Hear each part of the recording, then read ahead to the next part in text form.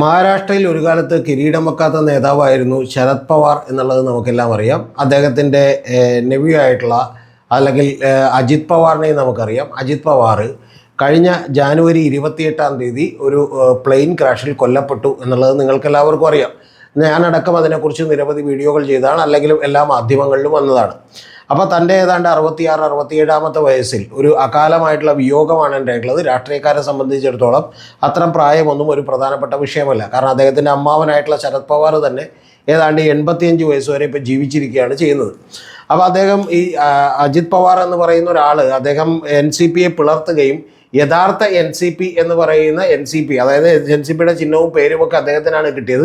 അദ്ദേഹം ആ പിളർത്തുകയും NDA സഖ്യത്തിലേക്ക് പോവുകയും ചെയ്തു. ഇപ്പോൾ ഏറ്റവും ഒടുവിൽ അദ്ദേഹം 40-ലധികം സീറ്റുകൾ മേടിച്ചുകൊണ്ട് കൃത്യമായി പറഞ്ഞിട്ടുണ്ടെങ്കിൽ മഹാരാഷ്ട്രയിലെ ഉപമുഖ്യമന്ത്രിയായി വാഴുകയായിരുന്നു എന്ന് വേണം നമുക്ക് പറയാം. നമ്മളിവിടുത്തെ രാഷ്ട്രീയം പോലെയല്ല, പണത്തിന് പണവും അതുപോലെ അധികാരത്തിന് അധികാരവുമുള്ള അതീവ സമ്പന്നനായിട്ടുള്ള എല്ലാ സുഖസൗകര്യങ്ങളിലും നിറഞ്ഞിരുന്ന ഒരാളാണ് അജിത് പവാർ എന്നുള്ള കാര്യത്തിൽ ആർക്കും തന്നെ സംശയമുണ്ടാവില്ല. അപ്പോൾ അതിൽ 30,000 കോടി രൂപയിലധികം വരുന്ന അഴിമതിയൊക്കെ അദ്ദേഹത്തിനെതിരെ ആരോപിച്ചിരുന്നു.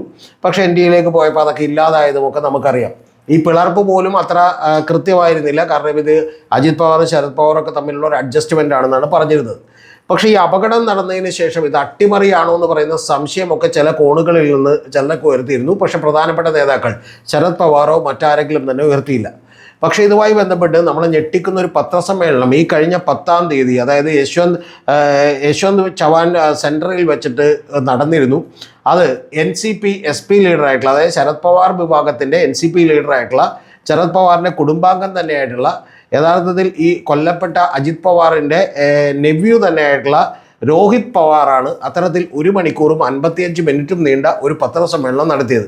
അത് പവർ പോയിന്റ് പ്രസൻറ്റേഷനുകളും ദൃശ്യങ്ങളും അതുപോലെ തന്നെ വീഡിയോകളും ഒക്കെ ഉൾപ്പെട്ട ഒരു ക്ലീൻ ആയിട്ടുള്ള വളരെ മെറ്റിക്കുലസ്ലി പ്ലാൻഡ് ആയിട്ടുള്ള ഒരു പത്രസമ്മേളനമായിരുന്നു എന്നുള്ളത് പറയാതെ വയ്യ. അതിൽ അദ്ദേഹം പറയുന്നത് ഏറ്റവും പ്രധാനപ്പെട്ട കാരണമെന്ന് പറയുന്നത്, എനിക്കിത് ഈ അജിത് പവാറിൻ്റെ മരണം എന്ന് പറയുന്നത് ഒരു രാഷ്ട്രീയമായിട്ടുള്ള ഗൂഢാലോചനയാണോ എന്നെനിക്ക് പറയാൻ കഴിയില്ല.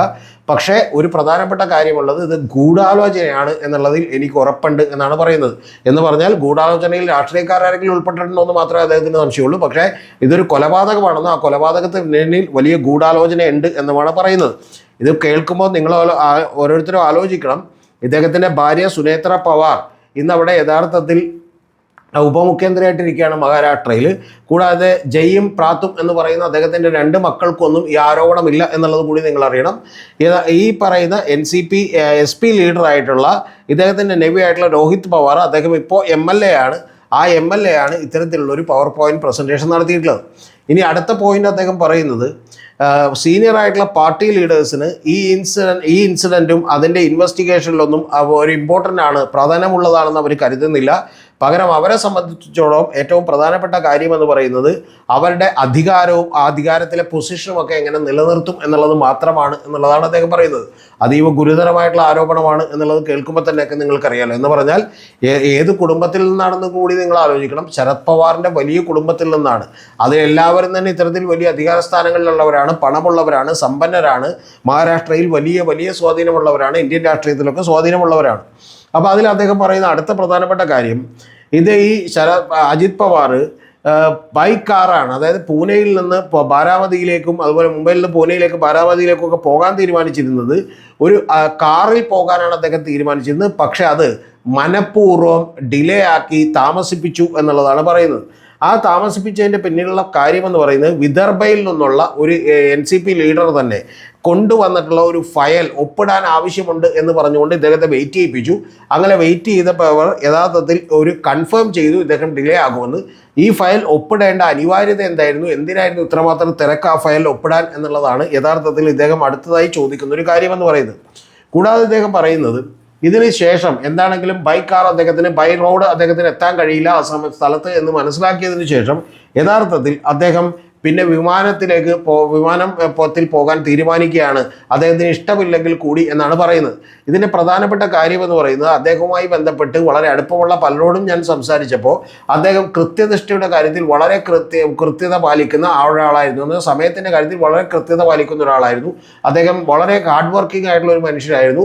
മറ്റ് നിരവധി എതിർപ്പുകളും അഴിമതിയും ഒക്കെ ഉണ്ടെങ്കിൽ പോലും അദ്ദേഹം അത്തരത്തിലുള്ള ഒരാളായിരുന്നു എന്നാണ്. അതുകൊണ്ട് അദ്ദേഹം വൈകാതിരിക്കാൻ വേണ്ടി ഫ്ലൈറ്റിന് യാത്ര ചെയ്യാൻ വേണ്ടി തീരുമാനിക്കുകയും അങ്ങനെ തീരുമാനിക്കുമ്പോൾ 2 പൈലറ്റുമാരെ ഏറ്റവും ആദ്യം അസൈൻ ചെയ്തു. ആ 2 പൈലറ്റുമാർക്കും മുംബൈയിലെ ചില റോഡ് ബ്ലോക്കുകളും തിരക്കുകളും ഒക്കെ മൂലം എത്താൻ റോഡിലുണ്ടായിട്ടുള്ള ജാമൊക്കെ മൂലം ട്രാഫിക് ജാമൊക്കെ മൂലം എത്താൻ കഴിഞ്ഞില്ല എന്നാണ് പറയുന്നത്. പകരം കഴിയാതിരിക്കുകയും സഡൻലി അവരെ മാറ്റിക്കൊണ്ട് യഥാർത്ഥത്തിൽ സുമിത് കപൂർ എന്ന് പറയുന്ന ഒരാളെ വെക്കുകയും ചെയ്തു. അപ്പോൾ ഈ സുമിത് കപൂറിന് എന്തുകൊണ്ടാണ് ഈ ട്രാഫിക് ബ്ലോക്ക് ഒന്നും കൂടാതെ അയാൾക്ക് എങ്ങനെ എത്താൻ കഴിഞ്ഞു, അയാൾക്ക് മാത്രം എങ്ങനെയാണ് ട്രാഫിക് ബ്ലോക്ക് ഇല്ലാതായത് എന്നൊക്കെ ചോദിക്കുന്നുണ്ട്. കൂടാതെ ഈ സുമിത് കപൂർ എന്ന് പറയുന്ന ഒരാൾ ഹോങ്കോങ്ങിൽ നിന്നാണ് വന്നത്, ക്യാപ്റ്റൻ സുമിത് കുമാർ. അദ്ദേഹം യഥാർത്ഥത്തിൽ ഈ പലതവണ അമിതമായി മദ്യപിച്ച് ഫ്ലൈറ്റ് ഓടിക്കുന്നതിന് വാണിംഗ് കിട്ടിയിട്ടുള്ള ഒരാളാണെന്നും നിരവധി തവണ അദ്ദേഹത്തെ ചില സമയങ്ങളിൽ അദ്ദേഹത്തെ മാറ്റി നിർത്തുക പോലും ചെയ്തിട്ടുണ്ട് എന്നുള്ളതാണ് രോഹിത് ആരോപിക്കുന്നത്. അതിന് ഉപോത്ബലകമായി ഈ പൈലറ്റുമാരുടെ ഗ്രൂപ്പിലൊക്കെ നടന്നിട്ടുള്ള ചില വാട്സപ്പ് മെസ്സേജുകളൊക്കെ തന്നെ അദ്ദേഹം കൃത്യമായി തെളിവുകളായി സ്ക്രീനിൽ പ്രദർശിപ്പിക്കുകയൊക്കെ ചെയ്തു, അതിൻ്റെ സ്ക്രീൻഷോട്ടുകളൊക്കെ തന്നെ. ഇതുകൂടാതെ ഈ എയർ ട്രാഫിക് കൺട്രോൾ സിസ്റ്റത്തിൻ്റെ നിർദ്ദേശപ്രകാരം 29-ലാണ്, അതായത് റൺവേ 29-ലാണ് ഈ വിമാനം ലാൻഡ് ചെയ്യാൻ പറഞ്ഞിരുന്നത്. പക്ഷേ ലാൻഡ് ചെയ്യുന്നത് 29-ന് പകരം 11-ലേക്ക് മാറണം എന്ന് പറഞ്ഞ് ഈ പൈലറ്റായിട്ടുള്ള സുമിത് കുമാർ കപൂർ തന്നെ ഇൻസിസ്റ്റ് ചെയ്യുകയും നിർബന്ധം പിടിക്കുകയും അതിനുവേണ്ടി നിരവധി കാരണങ്ങൾ, അത്രമാത്രം കൃത്യമല്ലാത്ത വേഗമായിട്ടുള്ള പല കാരണങ്ങൾ പറയുകയും ഏറ്റവും ഒടുവിൽ ആ 11-ൽ തന്നെ ലാൻഡ് ചെയ്യാൻ തീരുമാനിക്കുകയും ആ 11-ൽ വെച്ചാണ് ഈ വിമാനം അങ്ങനെ തന്നെ ക്രാഷ് ചെയ്യപ്പെടുകയും അതോടനുബന്ധിച്ച് 4 പേർ കൊല്ലപ്പെടുകയും ചെയ്തത് എന്നുള്ളത് അറിയണം. കൂടാതെ അദ്ദേഹം പറയുന്ന ഏറ്റവും പ്രധാനപ്പെട്ട കാര്യം കോക്പിറ്റിലുണ്ടായിട്ടുള്ള വോയിസ് റെക്കോർഡർ, അതിൽ മറ്റ് ശബ്ദങ്ങളൊന്നും തന്നെ റെക്കോർഡ് ചെയ്യപ്പെട്ടിട്ടില്ല. അതിനകത്ത് ഒന്നും തന്നെ ഇല്ല. അതിനകത്ത് ആകെ കേട്ടിട്ടുള്ളത് ഓ ഷിറ്റ് എന്ന് പറയുന്ന ഒരു വാക്ക് മാത്രമാണ്.